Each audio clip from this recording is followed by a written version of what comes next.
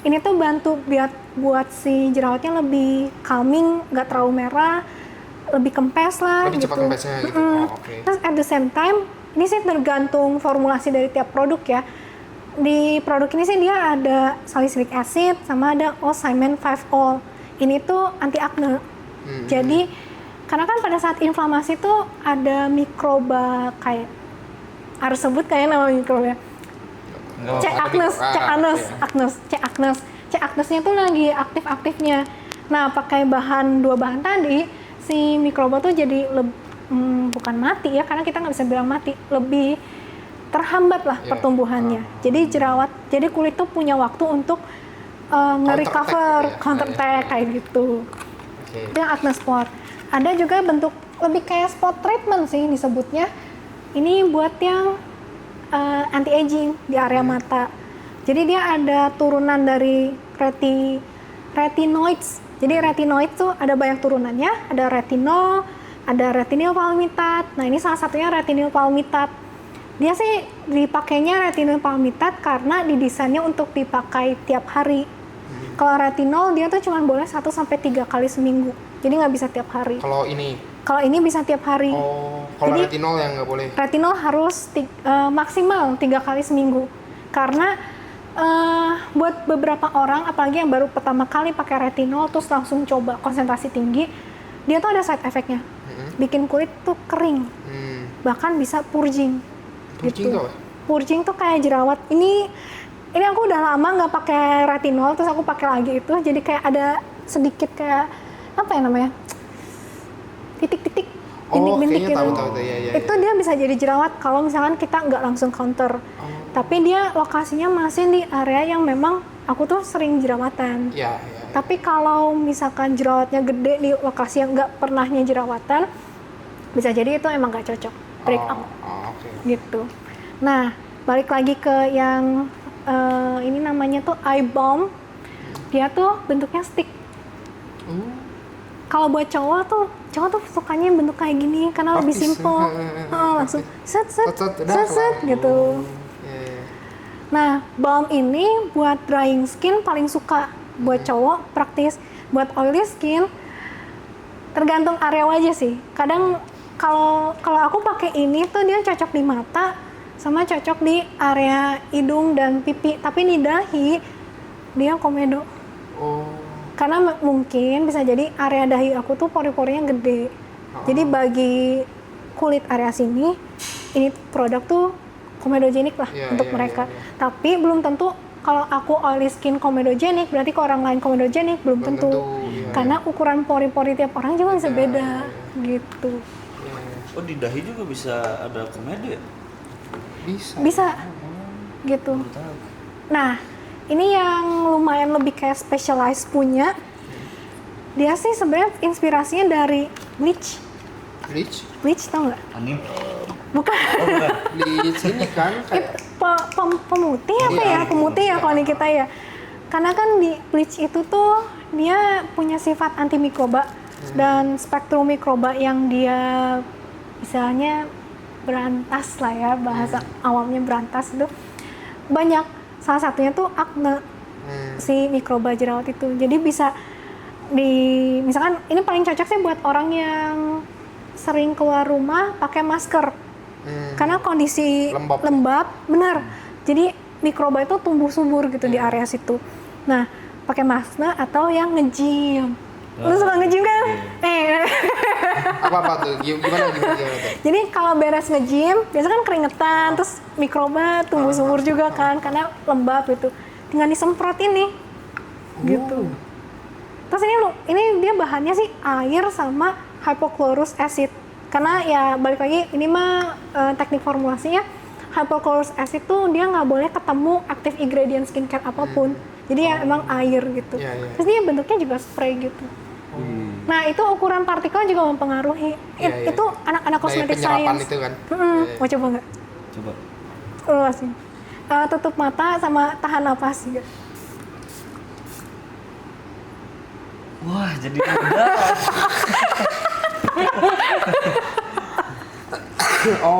Itu menyerupai efek daripada bleach. Dia tuh bleach, Oh dia tuh bleach. Dia bleach gitu. Gua tuh sempat disuruh ini juga sebenarnya bleach bath. Ah ya. Gua sempat disuruh bleach bath. Jadi sebenarnya itu agak bisa dibilang apa ya? Bleach bath in the Substitute bottle. dong ya. Benar, substitute. Oh. Ini tuh benar-benar specialize yang anak-anak product development ya. Jadi mereka juga lulusan cosmetic science. Mereka ngembangin produk yang apa sih yang orang masih perlu produk skincare, Iya, iya. tapi bukan di yang biasanya. Di situ, iya. Nah ini tuh biasa anak-anak product development yang puter otak sampai jungkir balik kayang ketemu. Oh, oke. Nah, kalau itu apa itu yang diminum tuh? Nah itu Ini mah air putih. Oh, itu air putih. Oh iya. Takutnya minum skincare gitu loh. Takutnya ya kan. ada nggak sih produk skincare yang diminum gitu nggak ada ya kayaknya? Ini Vitamin, kolagen mungkin. ini ngomongin soal regulasi sama pembatasan scope dari anak cosmetic science. Kebanyakan orang mikirnya kalau misalnya lu belajar cosmetic science berarti lu ngerti soal kosmetik yang kayak tanam benang, Oh, beda lagi injek. kan itu ya? Itu di luar scope kita. Kita tuh cuman fokusnya ke Produk ya. produk sama ya paling-paling kalau misalnya kita ke arah klinik pun ya bikin skincare yang dijual oleh klinik gitu, tapi masih tahapan skincare produk komersial. Bisa juga ke kosmetik gitu. Nah, kalau untuk yang dimakan itu udah bukan ranahnya kita. Oh. Itu anak farmasi. Oke. Jadi kita mah cuma topikal lah yang di permukaan, nggak ada yang dimakan. Dan kalau dari regulasi BPOM nggak ada kosmetik yang dikonsumsi. Oke. Semua yang bilangnya cosmeceutical supplement. Jadi lebih ke arah suplemen sih, dan itu memang anak farmasi. Gitu. Oke. Kalau Nah, ini tumor ganas gitu, tumor- bisa nggak sih pakai sunscreen di kempesin? Kalau tumor ganas itu lagu. Lain. Nah, ini ada pertanyaan lagi. Ci, AHA/BHA di serum itu apa sih sebenarnya? Terus ini melenceng si retinol perlu nggak sih? Nah, itu retinol tadi udah dibahas ya. Kalau misalnya AHA/BHA apa tuh? Aha. AHA, BHA. BHA. BHA. Ini ada contohnya. Ini kan dia ada tulisan Asik, langsung AHA, ada. BHA, PHA. Dia tuh ada level-levelnya. ini scientific banget Oh, sih. scientific Dua banget ya. Ini aja. Kita berdoa dulu sebelumnya ya, guys. Mari kita berdoa dulu. Oke, pertama mungkin yang paling sering didengar tuh salicylic acid. Iya. Itu masuk ke golongan BHA. Sebenarnya sih secara teknis dia tuh bukan BHA sesungguhnya, tapi karena dari marketing dan cara kita edukasi skincare, jadi ya udah dianggaplah salicylic acid tuh Kategorinya masih BHA karena ada kayak kemiripan beberapa karakteristiknya dia. BHA ini dia tuh suka minyak. Jadi paling cocok untuk oily skin yang memang punya komedo. Oke. Karena salicylic acid ini tuh dia bisa masuk ke komedo itu dan bantu supaya komedonya lebih gampang dicuci lah, lebih gampang dihempaskan gitu. Daripada dipencet, mending secara lembut dibersihinnya pakai BHA. Dan tetap harus long term, karena kan kita ambilnya jalur lembut ya. Iya. Nah, kalau yang AHA ini contohnya yang paling terkenal tuh glycolic acid sama lactic acid. Dua-duanya dia punya sifat humectant, alias ngasih kelembapan ke kulit. Tapi at the same time, dia juga bisa bantu kulit mati yang menumpuk terkelupas juga. Nah, kalau bedanya AHA sama BHA, AHA ini tuh dia lebih main di permukaan kulit. Jadi nggak sampai ke dalam komedonya. Dia tuh lebih cocok buat dry skin, sensitive skin juga ada, tapi tipenya harus ngambil yang lactic acid, jangan yang glycolic acid. Glycolic acid tuh kayak yang paling potennya lah, yang paling agresifnya gitu. Lalu PHA, nah PHA ini didesain untuk kulit sensitif yang mau pakai BHA atau AHA tuh nggak cocok gitu, tetap merah. Karena kulit sensitif kan dia skin barrier-nya juga udah lemah. Jadi memang kita harus kasihnya yang gentle tapi lebih gentle lagi. Nah, itu tipenya PHA. Kebanyakan produk eksfolian di pasaran tuh mereka kombinasiin. Jadi supaya harmoni. Jadi oilnya dapet, permukaan kulit juga dapet. Terus juga dikasih PHA tuh supaya konsentrasi AHA BHA-nya tuh nggak perlu terlalu tinggi. Karena terlalu tinggi itu juga kayak jadinya cuma kasih kesempatan untuk kulit normal merasakan experience-nya, tapi enggak yang sensitif. Makanya ada PHA supaya saling mengimbangi lah, kayak gitu. Itu lebih ke arah formulasinya.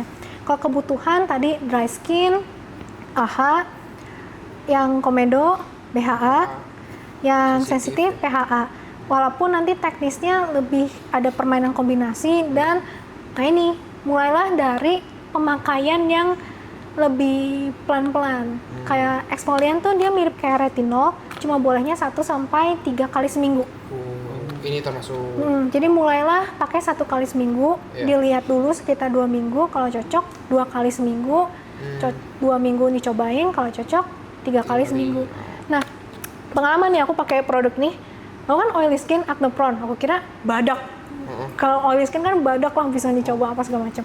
Pakailah ini aku langsung tabrak 3 kali seminggu. Karena aku pikir, kalau produk di Indo kan mereka lebih gentle nggak sih daripada kalau Taiwan kan beraninya poten. Ini cuma asumsiku yang ternyata salah. Ketika pakai 3 kali seminggu, kayak ada 2 minggu 3 minggu langsung purging. Purgingnya tuh nggak hanya purging yang emang biasa purging normal, tapi purging yang udah ada tanda-tanda tuh over exfoliate. Kulitnya tuh merah. Jadi literal bener-bener gue tuh ngerusak skin barrier gue karena pakainya berlebihan. Akhirnya balik ke 2 kali seminggu. Nah itu tuh baru soft point-nya lah, match-nya di 2 kali seminggu. Tiap orang beda-beda. Mungkin aja buat yang kakaknya 1 kali seminggu. Mungkin nanti ke orang lain cocoknya 3 kali seminggu gitu. Emang harus trial ya? Harus trial dan error karena formulasinya tuh mereka macem-macem. Customize-nya tuh bener-bener variasi. Plus kondisi kulit kita juga tiap orang beda-beda. Karena ada lifestyle, ada yang jago lembur lah, ternyata ada faktor genetik juga. Misalkan orang barat kan lebih gampang kelihatan agingnya. Kalau orang Asia umur 30 aja kadang masih mirip kayak 20-an gitu. Udah mengakui umur 30-an.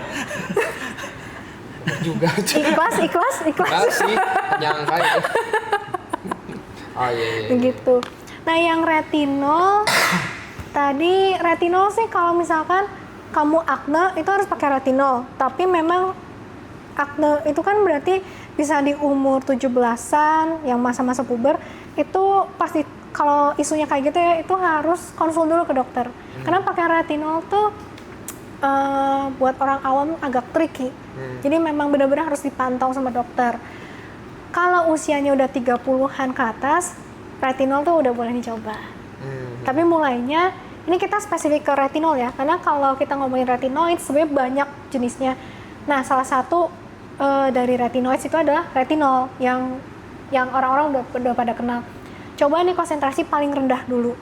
Jadi range dari penggunaan retinol tuh dia ada yang diformulasi di 0,25%, ada yang diformulasi di 1%. Mulai dari konsentrasi terendah 0,25%, pakainya juga sama 1 kali seminggu, lihat 2 minggu, naikin 2 kali seminggu, lihat 2 minggu, nanti baru 3 kali seminggu. Nah, ini ada update dari jurnal regulasi Eropa. Okay. Tapi gini loh, regulasi itu ya tiap negara beda-beda. Kenapa beda? Karena ngelihat public awareness dari masyarakatnya sendiri. Eropa ya jelas beda sama Indonesia kan. Di Eropa tuh bilang dibatasin sekarang retinol tuh nggak sampai 1%, tapi 0,3%. Itu kan kayak rendah banget kan. Nah, ada netizen Indo tuh mereka cukup panik kayak, wah kenapa berarti selama ini berbahaya, selama ini dikasih konsentrasi panik gitu kan. Karena ada perbedaannya. Eropa itu mereka tuh populasinya konsumsi suplemen vitamin A. Retinoid ini tuh vitamin A. Jadi ada peningkatan apa ya istilahnya jumlah vitamin A di dalam tubuhnya. Makanya kenapa dari peraturannya mereka retinolnya dibatasi 0,3%. Bisa jadi nggak applies di Indonesia. Apalagi Indonesia kayak lebih banyak apa ya suplemen vitamin D ya yang sekarang digembor untuk konsumsi kan. Vitamin A tuh aku sih nggak minum ya, nggak tahu kalau yang lain gimana. Nah, kalau misalkan ada rencana mau punya anak atau lagi menyusui, retinol nggak boleh pakai. Kenapa? Vitamin A-nya itu bisa mempengaruhi perkembangan janin trimester awal. Sebenarnya kalau berani sih pas janinnya udah umur second trimester berarti 6 bulan 9 bulan udah bisa, tapi orang-orang kan Tetep ini ya, kan parno bayi ya gitu ya, mending nggak usah lah gitu. Oh. Itu sih kembali ke masing-masing.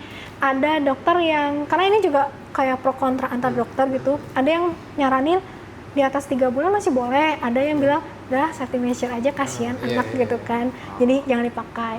Jadi ya kebanyakan sih masyarakat mah bilangnya retinol kalau kamu lagi hamil atau rencana punya anak jangan dipakai. Oke. Gitu. Nah terus ini sisanya apa nih? Sisanya ini sih ya, ini pengembangan dari anak-anak produk desain lah, product development. Let's say kayak moisturizer. Biasa sih yang paling suka di utak-atik sih moisturizer. Karena dia kan basisnya basis emulsi standar. Jadi bisa di customize gitu. Dari moisturizer yang basic bisa dikembangin jadi moisturizer yang punya klaimnya buat anti aging misalkan. Itu dia klaimnya bikin kulit lebih plumpy, jadi terlihat lebih muda. Karena dia ada peptide, terus ada kolagen, argirelin, kayak gitu. Itu aktif-aktif buat anti aging gitu. Lalu bisa dikembangin lagi moisturizernya, jadi ditambahin bahan-bahan soothing, bahan-bahan skin barrier friendly. Jadi moisturizer yang bisa bantu skin barrier. Ini lebih ke arah product development dan gimana kamu mau memberikan produk ini tuh ke market atau user seperti apa, gitu. Itulah yang kenapa jadi customnya tuh macam-macam. Ini ada yang menarik nih, sunscreen khusus oily skin, dia ada salicylic acidnya. Karena kecintaan anak-anak yang kulitnya berjerawat itu salicylic acid, panthenol, terus dia juga ada green tea, ada allantoin. Ini tuh kesukaan mereka yang kulitnya merah dan jerawatnya tuh lagi meradang, dimasukin ke sunscreen. Kayak gitu. Jadi sekalian ya. Dan aktif-aktif ini tuh, let's say kayak salicylic acid, dia kan ada sifat antimikroba sama tadi kan eksfolian, bisa ngangkat komedo. Dia tuh ini yang mungkin agak kaget ya. Eksfolian kan kebanyakan orang pada berpikir pakaian di PM rutin. Bahan eksfolian pasti harusnya di malam hari. Khusus salicylic acid di 0,5%, dia tuh bisa di pagi hari. Justru bukan sebagai anti akne sih, walaupun ada, tapi 0,5% di pagi hari ini tuh dia malah bantu perlindungan kulit Supaya dari nggak sinar jadi UV. supaya dari sinar UV. Ya kan kayak out of the box kan. Itu sebenarnya kalau kita nih anak cosmetic science ngomong, itu sih lebih kayak dari si strukturnya. Struktur molekul dari si salicylic acid tuh dia punya properties di mana dia bisa nyerap sinar UV. Makanya sifatnya bisa jadi kayak sunscreen. Tapi dia bukan sunscreen, dia lebih kayak boosternya lah ya, kayak ikut bantu gitulah. Jadi supporting gitu ya. Supportingnya lah, kalau di kayak film-film anime yang trigonisnya lah gitu, yang nge-support protagonis gitu. Oke. Nah terus ini bawa kertas-kertas ini apa nih?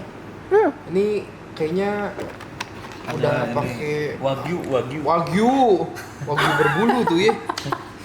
Nggak, sebenarnya karena masih merintis sebagai science communicator. untuk menghemat dana karena harus beli skin model. Skin model tuh kayak ya, itu mainan 4D puzzle yang zaman kita tua banget gue. Lumayan pricey lah untuk saat ini, jadi gue bikin printan gitu. Kalau misalnya ada yang mau nanya science base-nya brightening tuh kenapa bisa kerjanya, terus kenapa kosmetik skincare tuh klaimnya ngambang kayak gitu, itu sebenarnya kita bisa pakai pendekatan gimana sih mekanisme dia ke kulit, jadi bawa perintan begini. Jadi ini sebenarnya untuk penjelasan ke teknisnya. Kalau memang dibutuhkan, jadi ya nyiapin aja. Nyiapnya siapa tahu kan. Sedia payung sebelum banjir ya. Nah, terus gue mau nanya ini lagi nih. Kenapa gua kalau selama ini cuma dikasihnya ya itu yang tadi gue disuruh cuci muka, terus pakai moisturizer ya paling sehari 2 kali. Terus gua dikasih night cream ya, yang mana harus kayaknya yang tadi ya harus baca kandungannya ya. Night creamnya dipakai 2 hari sekali. Nah, maksudnya kenapa gua ke dokter sih, dan menurut si dokter itu tuh ini tuh cukup. Padahal gua ada request kayak dok gue pengen ilangin komedo nggak usah dipencet kayak yang tadi gitu loh. Tapi dia kayak jangan dulu deh, sekarang ini dulu gitu loh.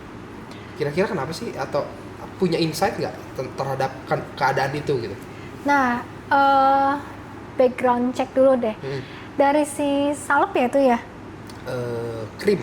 Ya. Jadi ya apply ke muka gitu kayak moisturizer. Dia bentuknya pot moisturizer. Jar beke pendek gitu kan. Segini lah, kecil. Ada label birunya. Warnanya apa? Dia tuh racikan. Nah, kalau racikan memang nggak secara transparan, nggak dikasih tahu ke konsumen. Karena nggak tahu isinya apa ya? Karena kalau misalkan kita bisa baca, bisa beli sendiri ya orangnya. bikin sendiri, Iya, terus dijual yang ya itu jelas tidak etis, tidak boleh ditiru. Iya. Karena ada kasus ya. Jadi salep label biru racikan gitu. Nggak tahu lah, oknum lah ya aku nggak tahu lah gitu kenapa bisa kayak gitu, dijual seakan kayak skincare ginian. Sementara itu salep kan penggunaannya nggak boleh tiap hari kan, 2 hari sekali kan. Nah kandungannya juga kandungannya tuh bukan kandungan aktif ingredient yang bisa dikomersialisasikan. Penggunaannya nggak bisa bebas, khusus gitu jadi. Penggunanya tuh lebih kayak masuk obat malah. Jelas obat mah bukan kosmetik saintis, bukan kosmetik. Jadi ranahnya tuh obat yang memang beda. Harus dalam pengawasan dokter. Mungkin tergantung sih, waktu itu pas dikasih salepnya, concernnya apa ke dokter? Kulitnya kenapa? Sebenarnya gue udah berapa kali ke dokter. Nah, awal sih lumayan ada banyak jerawat apa segala macam. Kayaknya ya di awal tuh tujuannya memang untuk eksfoliasi. Tapi di akhir-akhir kemarin tuh udah sempet udah maksudnya dikasih itu tuh gue bahkan udah nggak ada concern apa-apa. Cuman memang sekarang muncul jerawat lagi karena kebodohan sendiri sih. Tau gak kebodohannya? Gue nggak sadar skincare yang gue pakai udah kadaluarsa 2 bulan. Sorry, bukan skincare ya, obat yang dikasih dokter itu udah kadaluarsa 2 bulan. Terus gue nyalahin kayak ini karena mungkin kemarin gue kebanyakan nge-vape gitu. Emang sih mengurangi juga, tapi ketika itu beres dipakai terus gue beli yang baru, dikasih tahu sama dia, ini yang kemarin kayaknya udah kelewat ya, expired 2 bulan. Kayak gue cek bener dong. Jadi emang konyol aja gitu, bodoh sendiri aja gitu loh. Nah kalau yang sekarang sih gue nggak dikasih concern apa-apa, cuman sejujurnya gue kan anaknya kepoan ya, dikasih rahasia-rahasia gitu justru jadi penasaran gitu loh, ini apa sih isinya gitu loh, jangan-jangan ada isi bahaya. Gitu. Kalau beda ranah ya. Tergantung sih. Kalau dari biasanya salep-salep yang dari dokter tuh kortikosteroid. Itu buat jerawat. Kortikosteroid ini tuh dia kayak bantu dan lumayan lebih potensi dibandingkan skincare untuk menurunkan inflamasi peradangan sampai si jerawatnya tuh bisa bener-bener calming banget. Kortikosteroid itu dia hasilnya juga cepat. Nah pemakaiannya memang harus dari pengawasan dokter, karena ketika kulitmu udah stabil itu tuh konsentrasinya harus diturunin pelan-pelan. Mungkin itu makanya kenapa harus balik. Iya gue harus kontrol gitu. Ya mungkin itu banyak yang nggak kontrol, orang awam tuh. Gue juga yang melakukan juga. Iya. Gue di awal-awal gitu tuh cuman boleh diulang 3 kali, nanti harus kontrol. Benar. Iya. Karena dia tuh golongannya obat, pemakaiannya nggak segampang asal ngerti kayak skincare gitu. Ini pun udah pusing ya sebenarnya ya. Apalagi yang itu ya. Apalagi yang itu 2 hari sekali kan, itu kan beda polanya dibandingkan skincare gitu. Gitu.